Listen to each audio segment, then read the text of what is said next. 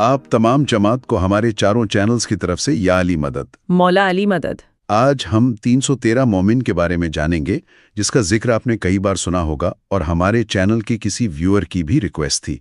शुरू करने से पहले हम राय साहब मुमताज़ अली ताजुद्दीन सर के शुक्रगुजार हैं, जिनकी मेहनत से ये इन्फॉर्मेशन आप तक हम पहुंचा रहे हैं। अच्छा, चैनल्स को सब्सक्राइब कर लें और वीडियो शेयर करना मत भूलें। तो आज की इस तफसीली गुफ्तगू में जिस मौजू पर हम बात करने वाले हैं वो ज़ाहिरी दुनिया के शोर गुल से निकलकर एक इंतहाई खामोश रूहानी निज़ाम की तरफ जाता है। हाँ बिल्कुल, और ये एक ऐसा ताकतवर रूहानी निज़ाम है जिसके बारे में आम तौर पर बात नहीं होती।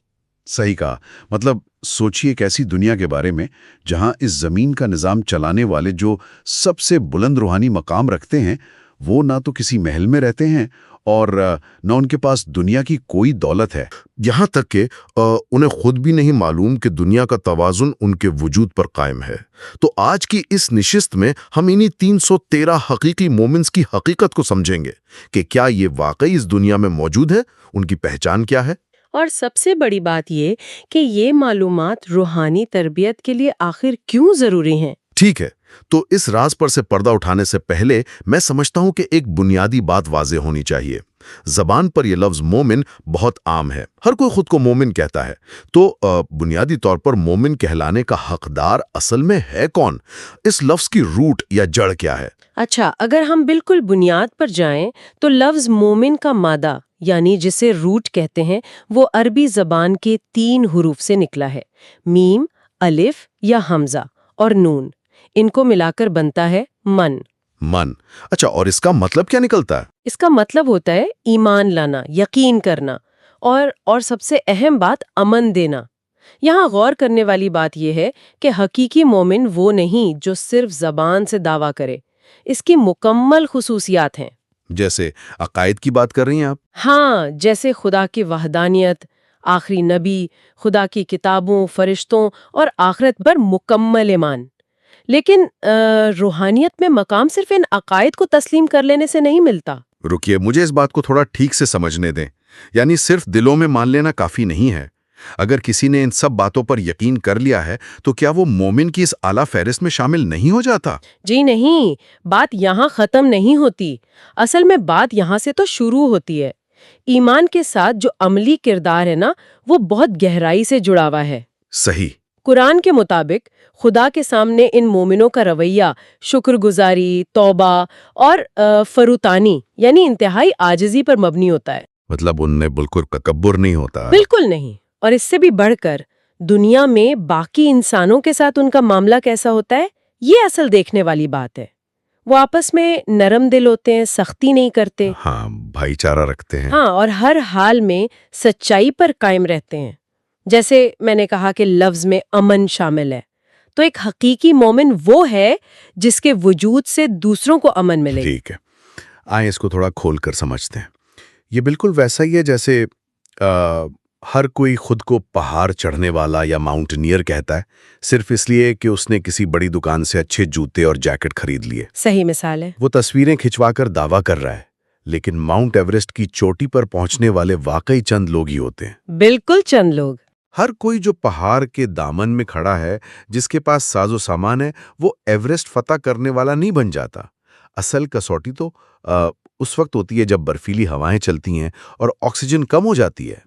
तो यही बात रूहानियत के सफर पर भी लागू होती है। जब दुश्वारियां आती हैं तब दवा और हकीकत का फर्क वाज़ेह होता है। कुरान में बताया गया है कि खुदा इन हकीकी मोमिनों की हिफाजत करता है, उन्हें अंदर से मजबूत करता है। और आखिरत में जन्नत की बिशारत भी है। हाँ, और अगर हम जिनान की रूहानी शायरी की तरफ देखें तो वहां भी यही पैगाम मिलता है। एक नान के बोल है कि मोमिन मोमन यारा सब कोई कहावे, भाई मोमन ते कोई कोई होएशे। वाह, इसका मतलब तो यही हुआ ना कि हर कोई आपस में खुद को मोमिन कहलाना पसंद करता है। हाँ, लेकिन हकीकत में इन हजारों दावेदारों में से हकीकी मोमिन ढूंढने निकाले तो वो बहुत ही कम मिलेंगे। तो अब जब हम समझ गए कि दावा करने वाले और हकीकत पर चलने वाले में ज़मीन आसमान का फ़र्क है, तो सवाल ये पैदा होता है कि ये हकीकी मोमिन आखिर हैं कितने? یہاں سے تاریخ کا ایک انتہائی اہم واقعہ سامنے آتا ہے۔ ہاں، جب ہم اس ایوریسٹ کی چوٹی پر پہنچنے والے خاص مومنوں کی بات کرتے ہیں تو تاریخ میں پہلی بار امام سلطان محمد شاہ نے 1893 میں ان 313 حقیقی مومنز کا ایک نظام پیش کیا تھا۔ تو اس کی وضاحت کیسی کی گئی تھی؟ یہ سال 1893 کی 27 اور 28 دسمبر کی بات ہے۔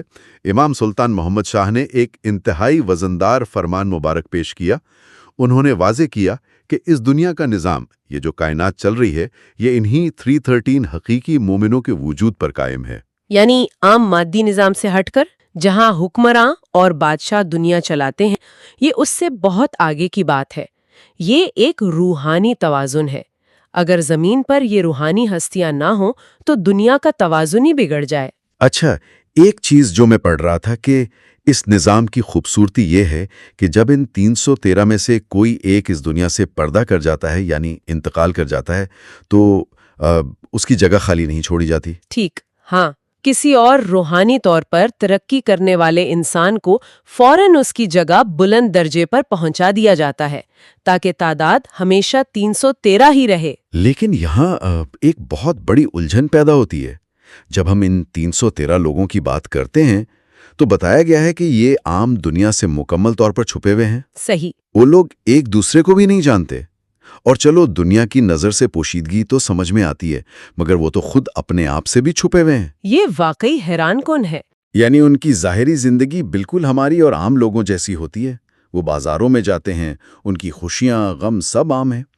میں اس مقام پر تھوڑا الجھ رہا ہوں۔ کسی عظیم روحانی کردار کو اسے خود ہی معلوم نہ ہو کہ وہ اس بلند ترین مقام پر ہے۔ یہ تو ایسی بات ہوئی جیسے کسی عظیم طاقتور بادشاہ کو اپنی ہی بادشاہت کا علم نہ ہو۔ ایسا کیسے ممکن ہے؟ یہی وہ مقام ہے جہاں مادی سوچ اور روحانی سوچ کا تصادم ہوتا ہے۔ مطلب، جب ہم دنیا کے کسی طاقتور شخص کی بات کرتے ہیں تو اس کے ساتھ ایک چیز لازمی جڑی ہوتی ہے، اور وہ ہے انا، یعنی ایگو۔ ہاں، میں نے یہ کیا، میں بہتر ہوں۔ بالکل۔ لیکن اصل روحانیت کے عروج پر، جہاں خدا کا نور دل میں بس جاتا ہے، وہاں یہ میں مکمل طور پر فنا ہو جاتی ہے۔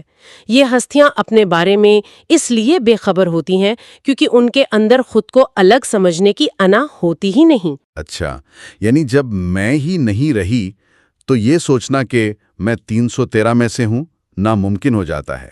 ہاں، یہ ان کی پوشیدہ حالات اصل میں ان کی انتہائی عاجزی اور خدا کی طرف توجہ کی علامت ہے۔ مشہور صوفی بزرگ اور عالم جامی نے اپنی کتاب نفاحت الانس میں اس بات کو انتہائی خوبصورتی سے بیان کیا ہے۔ انہوں نے کیا لکھا ہے؟ انہوں نے لکھا ہے کہ خدا ان ہستیوں پر فروتانی کا ایک ایسا پردہ ڈال دیتا ہے اور انہیں عام لوگوں کی نظروں سے پوشیدہ رکھتا ہے کہ وہ خود بھی اس مقام پر غرور نہیں کر سکتے۔ واہ! اور شاید حدیث قدسی میں بھی کچھ ایسا ہی ذکر ہے نا؟ جی، حدیث قدسی میں خدا فرماتا ہے، میرے ولی میرے گنبدوں کے نیچے ہیں، انہیں میرے سوا کوئی نہیں جانتا۔ تو یہ چھپے رہنا ان کی بے بسی نہیں، ان کا اصل عروج ہے۔ صحیح ہے۔ اچھا، میں سوچ رہا تھا، یہ 313 کا تصور سننے میں تھوڑا منفرد لگ سکتی ہے، لیکن میں نے کہیں پڑھا تھا کہ اس طرح کا ایک پورا نظام صوفیزم میں بھی موجود ہے۔ کیا ایسی ہی پوشیدہ طاقتوں کا ذکر وہاں بھی ہے؟ ہاں، اس تصور کی افاقیت ہی یہاں سے ثابت ہوتی ہے۔ صوفی روایات میں 356 والیوں کا ایک مخصوص نظام بیان کیا گیا ہے۔ شیخ شراف الدین منیری نے اپنی کتاب مکتوبات سعدی میں ان کی درجہ بندی واضح کی ہے۔ 356 والی، تو ان کی تقسیم کیسے ہے؟ وہ ان کی تقسیم کچھ اس طرح کرتے ہیں کہ سب سے نیچے 300 اخیار ہیں، یعنی نیک اور چنے ہوئے افراد۔ پھر اس سے اوپر 40 ابدال ہیں، یہ وہ ہستیاں ہیں جو مسلسل بدلی جاتی ہیں۔ یعنی وہی توازن کا نظام جو ہم نے 1893 کے فرمان میں دیکھا تھا کہ ایک دنیا سے جائے تو دوسرا اس کی جگہ آتا ہے۔ بالکل وہی توازن۔ پھر اس سے اوپر 7 ابرار ہیں جو نہایت سچے لوگ ہیں۔ اس کے بعد اوتاد ہیں۔ اوتاد، اس کا کیا مطلب ہے؟ اوتاد کا مطلب ہوتا ہے ستون یا پلرز، جن پر دنیا کا روحانی بوجھ ٹکا ہوتا ہے۔ پھر 3 نقبا ہیں اور ان سب کے مرکز میں ایک قطب ہوتا ہے۔ زبردست ریاضی ہے روحانیت کی۔ اور اسی کے ساتھ ایک اور روایت میں 4000 والیوں کا بھی ذکر ملتا ہے جنہیں دنیا نہیں جانتی۔ ان کی کیا نشانیاں بتائی گئی ہیں؟ اس نظریے کے مطابق ان کی موجودگی کی برکت سے زمین پر بارش ہوتی ہے اور پودے اگتے ہیں۔ مشہور صوفی بزرگ معروف الکرخی نے ان کی 3 بنیادی نشانیاں بیان کی ہیں۔ پہلی، ان کی سوچ ہمیشہ خدا کی طرف ہوتی ہے۔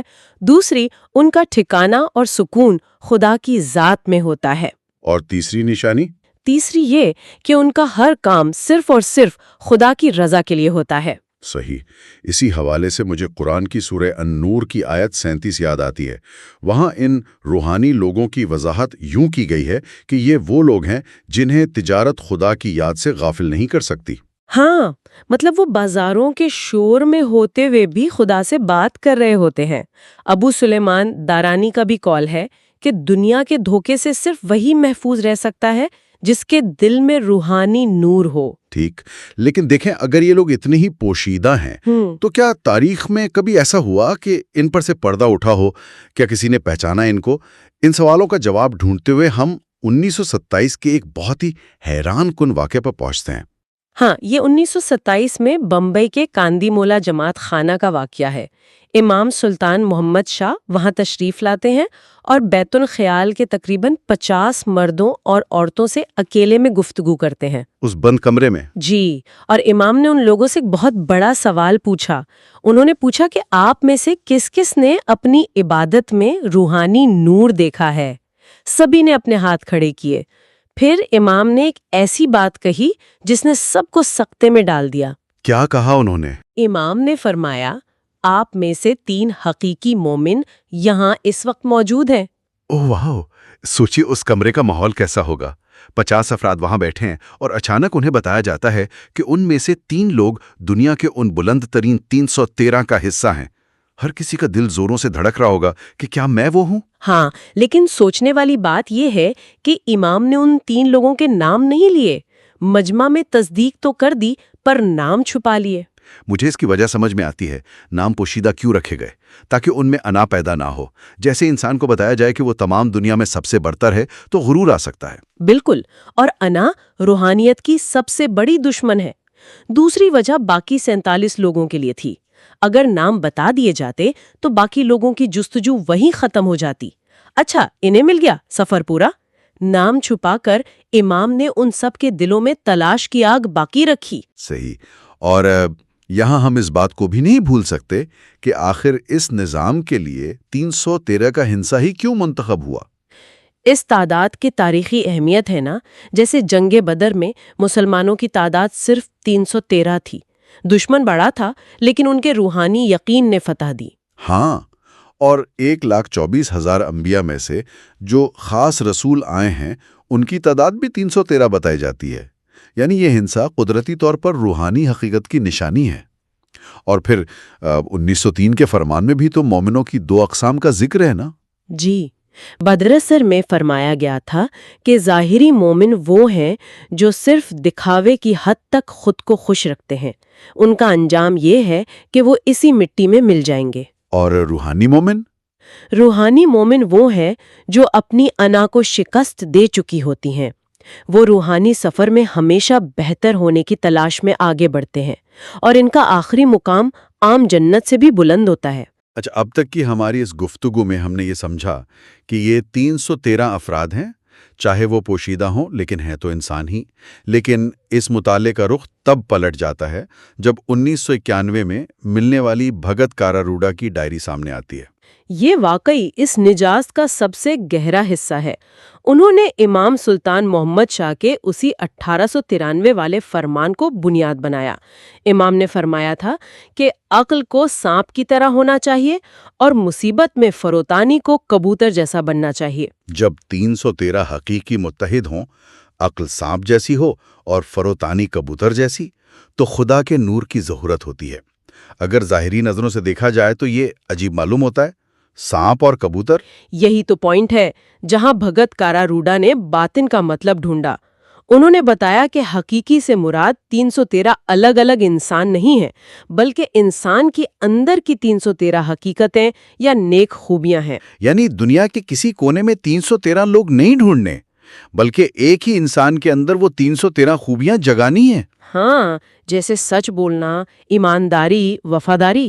ہاں، جب ایک انسان کے اندر یہ سینکڑوں خوبیاں جمع ہو جاتی ہیں تب باطنی تبدیلی آتی ہے، اور عقل سانپ کی طرح ہو، اس کا مطلب یہ ہے کہ جیسے سانپ زمین کے نیچے سے آنے والی حرکت کو محسوس کر لیتا ہے۔ آوازیں نہیں سنتا، وائبریشنز محسوس کرتا ہے۔ بالکل، جب عقل دنیا کے شور سے بند ہو جاتی ہے تو وہ اپنے اندر موجود خدا کے روحانی نور کو محسوس کر لیتی ہے۔ کیا ہی بے مثال تعویل ہے۔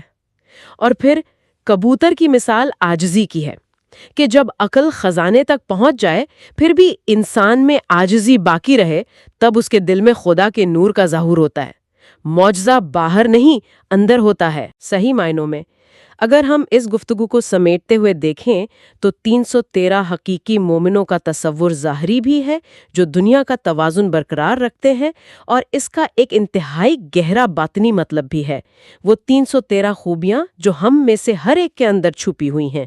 یعنی روحانیت باہر ڈھونڈنے کا تصور نہیں، بلکہ خود ان جیسا بننے کی کوشش ہے۔ جب تک ہم اپنے اندر کی ان برائیوں کو فتح کر کے ان خوبیوں کو نہیں جگائیں گے، ہم اس سفر کے حقیقی مسافر نہیں بن سکتے۔ یقیناً، جب تک اندر کا برتن ٹھیک طرح سے صاف نہیں کیا جائے، روحانیت کا نور ٹھہر نہیں سکتا، اور یہ عمر بھر کی کوشش ہے۔ تو اس گہرے مطالعے کو اختتام کی طرف لے جاتے ہوئے ایک ایسی بات پر لازماً سوچئے۔ آج ہم نے جانی کہ 313 خوبیوں اور عاجزی کو اپنانا ہی اصل میں روحانی نور تک پہنچنے کی چابی ہے۔ تو اس تیز رفتار شور شرابے سے بھری ہوئی دنیا میں ایسی کون سی بنیادی روحانی خوبی ہے جسے روزانہ کے معاملات میں بہت معمولی سمجھ کر نظر انداز کیا جا رہا ہے؟ وہ معمولی سی سچی ہمدردی یا عاجزی جسے سمارٹنس کے نام پر ہم بھول جاتے ہیں، کیا یہی نظر اندازی وہ اصل پردہ تو نہیں جو باطن میں اس روحانیت کے ظہور میں سب سے بڑی رکاوٹ بنی ہوئی ہے؟ یہ ایک ایسی حقیقت ہے جس پر دن کے کسی خاموش حصے میں اکیلے بیٹھ کر ضرور غور کرنا چاہیے۔ آج کی نشست میں بس اتنا ہی۔ اس گہرے مطالعے میں شامل ہونے کا شکریہ۔